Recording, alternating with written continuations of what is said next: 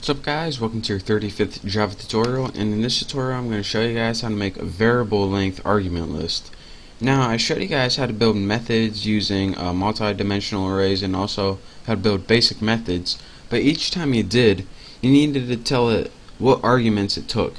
But sometimes you want to build a method and you don't know how many arguments it took. So for example, say you want to build a method to average a bunch of numbers. Well, maybe you don't know how many numbers you want to average first, so you don't know how many arguments to give it. Well, in this tutorial I'm going to show you guys how to make a method that takes however many arguments you want. So let's go ahead and build a method outside our main method. Let's build a public static int, since it's going to be returning integers, average. And I just named it average. You can name it whatever you want.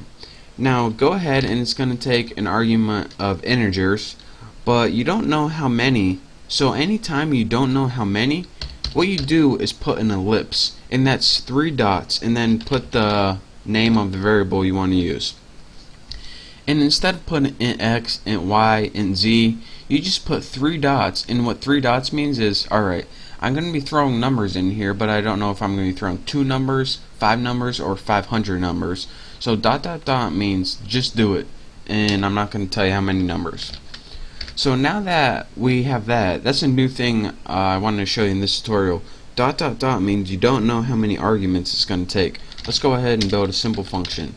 Let's just total all these numbers, so it starts at 0 since we don't have any numbers yet. Let's make an enhanced for loop.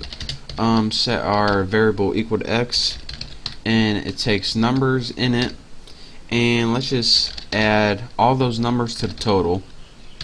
So total plus equals x, so it's going to loop through all those numbers and add them all to the total. So now after that we just need to return the average. So return total over numbers the length. So what this does, if you threw 5 numbers in here, it's going to return total divided by 5. If you only threw 3 numbers in here, it's going to return that total divided by 3. So number, which should actually be numbers, is what you passed into it, and the length of it is how many values. So that's how that works. So this is our method we just built. Now we need a way to output it on the screen.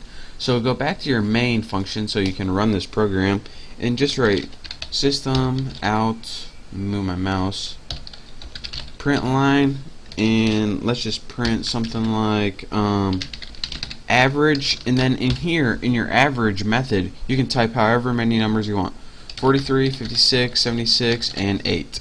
And let me go ahead and run this and show you guys. The average of this is 45. So that took 4 arguments, or 4 numbers right there.